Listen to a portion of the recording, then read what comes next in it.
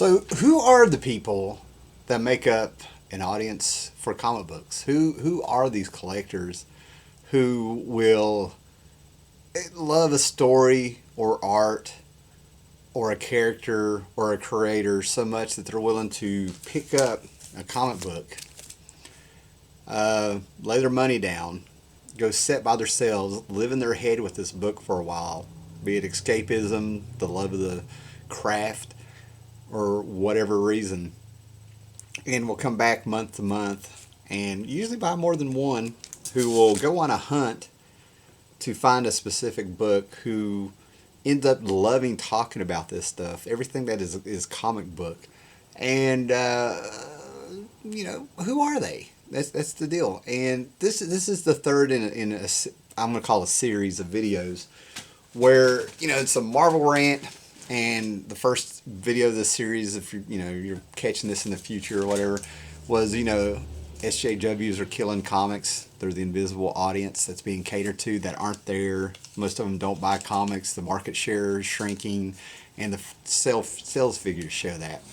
Second video was sort of like, if SJWs did read comics, they would know things like there's been diversity and there's been change and there's been improvement. And it was all done within story, instead of just doing this thing where you're a racist if you don't like what we're doing, as Michael Bendis put it, and a few other things. Getting rid of that older audience and stuff. It's the videos are there, And I kind of dumbed down that video, and it got sloppy because I wanted to be linear and easily understood if there was anybody who was not into comics watching it and stuff. And it got a little sloppy, but it's all right. And the comment sections of those, though, I always had it planned to do 3 videos, and because usually I try to end any kind of rant on a positive note. Maybe an idea of how things can improve, an idea of what's out there, just any kind of idea that kind of highlights and stuff. And I got stuck because I started thinking about that question: who are these people? And you can't just label them what they are. There's different walks of life. The comment sections of those videos I did where I was talking about comics, I thought I was on a dead-on subject, went everywhere. Political, existential, intellectual, just all sorts of things. And I'm sitting here thinking, these are videos about comics, and if all these different people from different walks of life just can get on there and take things from those videos and find all those things on there, left wing, right wing, conservative, just all sorts of things that I saw in there. Who is the audience? Because to tell you from what I'm going to say from here on out, this thing was going to be me saying people need to check out Archie Comics. Archie Comics has been around forever, forever, since the 40s. And they've kind of changed with the times, fashion-wise and story-wise. And then all of a sudden, the last couple of years, they've introduced gay characters. And they made Archie work with zombie horror stories. And they've crossed them over with Kiss and the Punisher over the years. Now they're doing the Ramones and things that just really tweak in your mind because it shouldn't work, and it happens. And believe me, Archie Comics in the last couple of years have had their behind-the-scenes drama with the death of their owner and the psycho wife taking over and what stuff they had to do. So there's interesting stories there.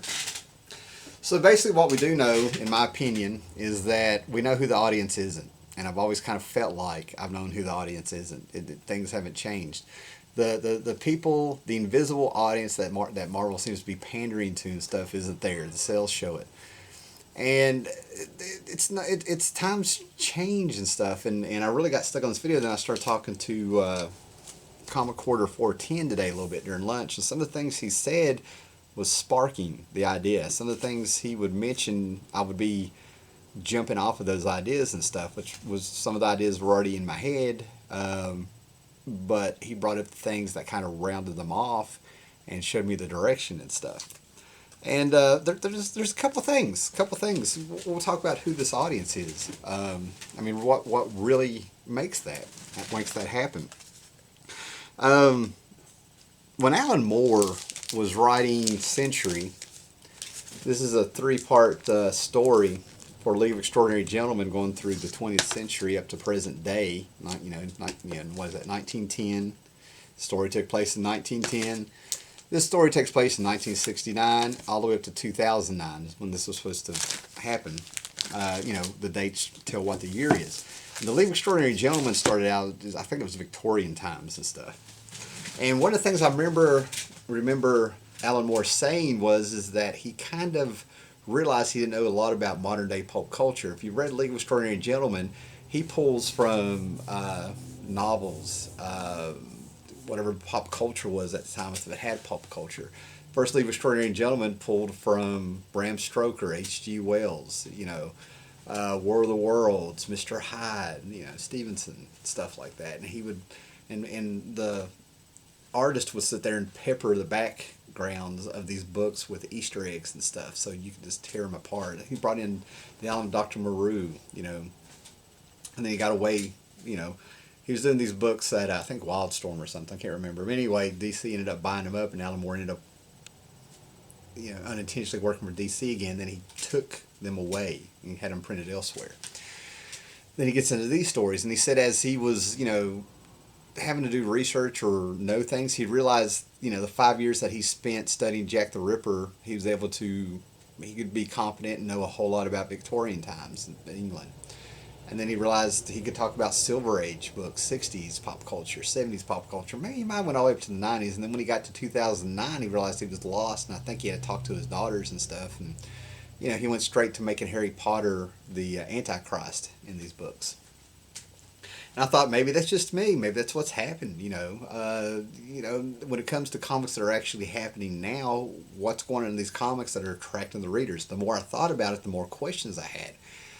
And it dawned on me, there's more people talking and writing about comics and the movies than they're actually reading them. There's more people blogging and stuff.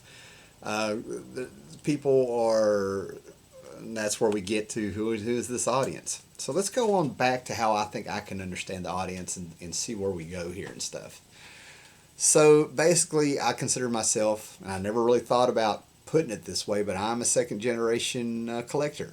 I've always talked about in the Bronze Age how you had the second generation of comic book creators really coming in who grew up on the comics, and Marv Wolfman, Len Wein, Steve Gerber, these guys and stuff, Elliot S. Megan, they grew up on comics, loved comics. They're the ones that became the fans who ended up kind of worshiping these creators who were treated like crap over the years because it was a job and stuff.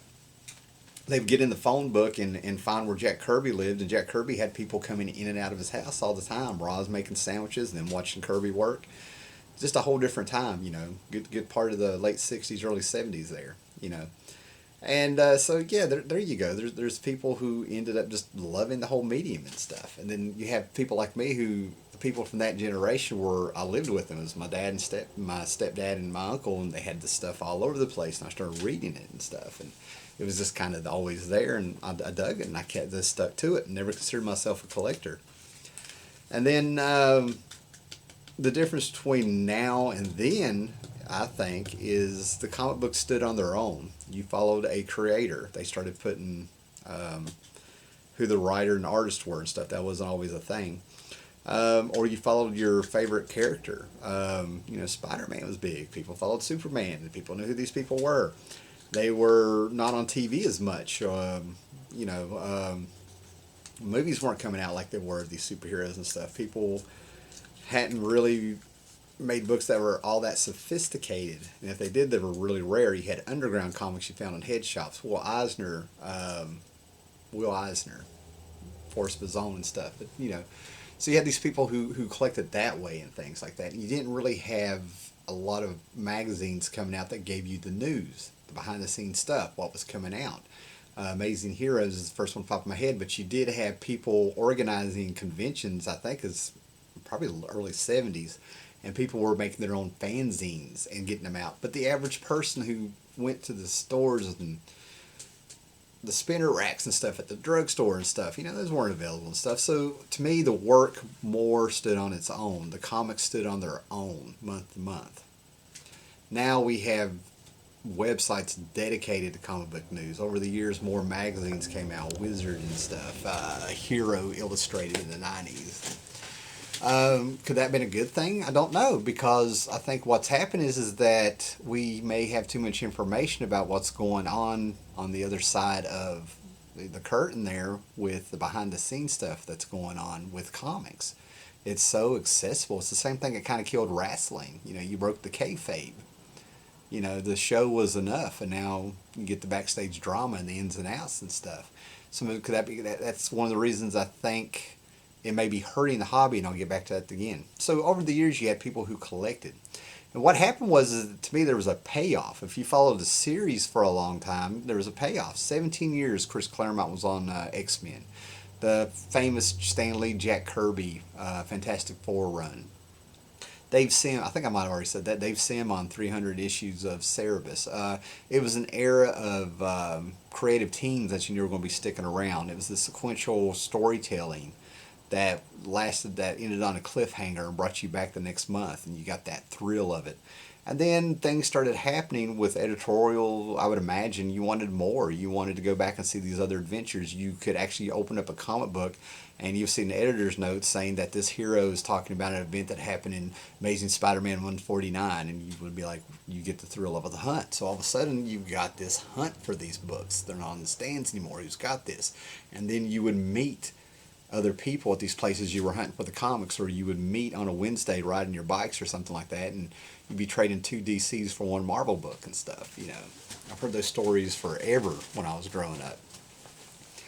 So, who are these people? They have other interests. They have other jobs. They come from different walks of life. Is it the escapism, the craft, the art? I think that's why I think the big two may be having a hard time understanding their audience. I'm part of that audience, even I'm kind of like, wait a minute. So I think the collectors and stuff, it's an umbrella. I know people who just collect Supergirl comics from the 70s. I know people who collect just shark covers. I know people who collect other things, but on the side over here, they'll get headlight and bondage covers, and they don't seem to come off like perverts, so I know how that sounds to the people who aren't into comics too much and stuff. And then all of a sudden, things started going mainstream in the movies and stuff. And in my mind, it seems like movies would bring people into comics. I don't know if that's the case. I know we've got a lot of people who have popped up around here. I've seen people who pop up in there, and they in comic book shops and conventions and stuff, and they're there, but they just don't seem to have that same fire in them that the people back in the day when the comics stood on their own. It's kind of ironic. I don't know if there's an answer to that. Overexposure, maybe it's a fad, it's just not for them. There may not be an answer, may not that be a big deal. So who is the audience? And there always seems to be, every generation seems to have their hero. I've talked about Cable. I believe Cable is the hero that ushered in the 90s. In the 70s, it was the rise of the anti-hero with Wolverine and Punisher kind of really coming into their own in the late 70s, and the Punisher big time in the 80s and stuff. The 60s, it's the Silver Age. We know what the Silver Age is. The return of the heroes. It's the Marvel Age, And I can honestly say that it seems like the 60s and the Silver Age were thinking about this, and this is just my opinion and stuff. It seems like that may have been the very last time, and I got to give Stan Lee credit. Mark this video. Howlermouse is giving Stan Lee credit. Stan Lee really had his finger on the pulse of a generation there, the counterculture of what was going on. They knew that may be the last time they really knew their audience. Who knows? Who knows? Could be, just a thought. So when we break all this down, I want to tell you who I think the audience is. We can talk about being creative. We can talk about being an art form. We can talk about it having its own little culture, comic books having their own language. Who are these people and stuff? But at the end of the day, it's a business. And with that business, it all comes down to who's willing to spend this and on what and why. Okay? I hate to say it, man, but that's what it comes down to. That's the reality. This is how you let them know what's working and what's not. This is how you know if you decide if you're wasting your money or not at the end of the day. If you want to get somebody's attention or get their real opinion or make them take notice, hit them in the wallet. And that's really their job. Any business's job is to get that money out of your wallet. You know. So what's really making this market share shrink? And before we talk about who these people are and stuff like that, I kind of think the more information we have on the behind the scenes may actually be hurting comics there for a while. I love the behind the scenes stories of comic books and its creators and stuff. I thrive on that stuff. But what happens when it gets to a point where it's a really negative environment, we'll say, of that era of what's going on? And here's what I'm talking about. Fantastic Four, gone. X-Men, dying, gone. Getting ready to get rid of the rest of them and stuff. Ripped Namor's head off. Character's been around since the Golden Age. All because of movie rights. All of a sudden you're seeing pissing contests between Disney and Fox and Sony and things like that. And you know that's what's affecting the comics. That puts it in your head, this is why they're doing this. This isn't story-wise. This isn't a universe that I've invested myself in. You know, nobody really wants that. It's real. It brings negativity, and people tend to run from something that's negative. You know, so I think that might be part of what's going on, why some part of the market share is going down. Because I've been yelling it's just bad books. I always feel like substance, and I've said it on somebody's video, substance and stuff would bring people back. And then, you know, a discussion that's been made that always cracks me up is that comic book collectors have battered wife syndrome. Okay, we've shit on your characters. We've given you, we've done a stunt here to get your money, and the substance of these books isn't there, and it's not being paid off, and all this stuff. And oh, we're sorry, we won't do it again. And a year later, they do it again, and you have a big event. And seriously, go all the way back to Secret Invasion, Siege, Civil War. Everything they did, they've undone, or it's already forgotten, or it didn't count. Spider-Man revealed his secret identity in Civil War. Mephisto made everybody forget. Steve Rogers got killed. He came back to life. You know, there's a certain point where people get tired of getting, you know, smacked around, and they're done. You know. So who is this audience? You know, I keep saying that and stuff. And I think the audience is something that the market can't really figure out, because we are unique. Collectors in general of anything are unique. There's something in our brains that this just gets us.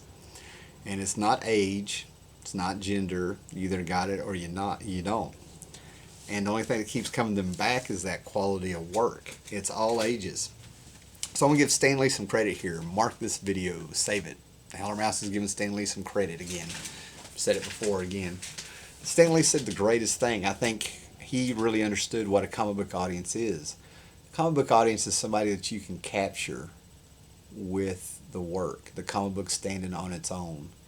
Because he said, write a comic book like it's he said every comic book is somebody's first comic. And that's who the audience is. It's not really a target group. It's not really an age demographic. It's something that somebody picks up and they connect with it. And, I mean, not to get all corny, but it's something magical, you know. So I feel pretty good saying I want a diversity of ideas. I feel pretty good saying give us good books. I feel pretty good with saying don't abandon and ignore and change and insult people, their intelligence, by acting like there's things that haven't happened in comics, that these characters and stuff don't have a history. And of course you've got to make changes over the years. Anything that does not evolve dies. It's not fighting change. It's doing it in a way that these books have some quality to them. We live in an age that it should be great to be a comic book collector, and great paper. I can wipe my ass on some paper, and it's still shit on paper. We got great coloring and all this stuff. Black and white comics are out there too, and some people prefer those. Bone, Savage Sword of Conan, the original Teenage Mutant Ninja Turtles. we have all these movies that are coming out. Well, there's people who are fans of movies. That doesn't exactly mean they carry out the comics. I've read all kinds of comics that were adaptations. Shout out to Jared Osborne for making sure I got that word right. Where they've, did adaptations of movies and things. It didn't make me go out and watch the movie, you know. So I get how there's kind of throwing punches in the dark, and I get how they're moving forward, and I get how they've gone to school and got their degrees in business and done all their studies and stuff like that. But when you come to collectors, it's a different kind of animal because you cannot just label us the same way. Okay? Let's see if I got my notes on anything else here. I actually wrote some notes down for this stuff. But basically, comics stand on their own because that's what's going to grab people.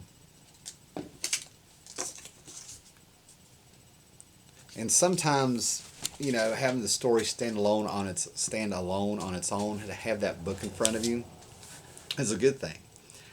Because if the environment and the business environment that kind of comes into this escapism and this real personal story that you're getting into, and you're really on your own when you read a comic. You can have all your friends and you can have all these videos and stuff until you sit down and read that comic. You're in your own headspace.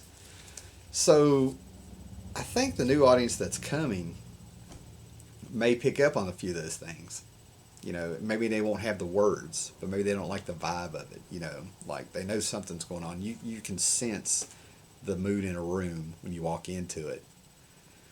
And I'm at a point now where I'm like, okay, do I want to be reading these comic books that nobody else is really reading? I can't really tell you too much about comic books in the last 3 or 4 years because I've read a handful of new ones. And I think that's also a problem because we've got a lot of people talking about the comic book industry, but nobody's reading the books so we can have a back and forth discussion. I thought it was just me, maybe, time to pack it up. I'm not connecting with the books. But then you go to the indie market that's going on. And I'm not concerned with slabbing books. I'm not really concerned with value of the books. And there's people that are into that, and that's fine. That's part of the collecting. That's right up there with the guys that do the Headlight comics, the Bondage comics, the Supergirl comics, and little cults and fandoms there that there's something for everybody there. But then you kind of get the idea that like the only thing behind the book is that there's this guy who loves comics, wants to make a living at it, and he's taking a big chance, and he's going to just put out a comic book and hope people buy it so he can make a living. And then he puts out some good stuff. It's a whole lot simpler than all that other stuff you can bring to the table, with the big business and the movies and the behind the news and all that stuff. You kind of dilute and poison the well a little bit with knowing too much behind the scenes. So that brings this little series of books to a close. Thanks for everybody that's stuck in there. Thanks for all the people that comments. Thanks for seeing how all the discussions are. And the biggest thing I'm walking away taking from this, amazingly enough, is realizing that you can put something out there with a message.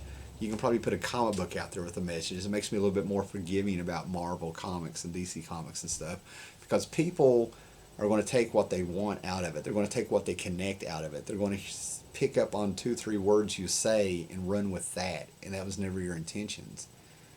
And you kind of forget that it woke me up. There's different people with different walks of life from different places collecting comics. That's the audience, All right, later, guys.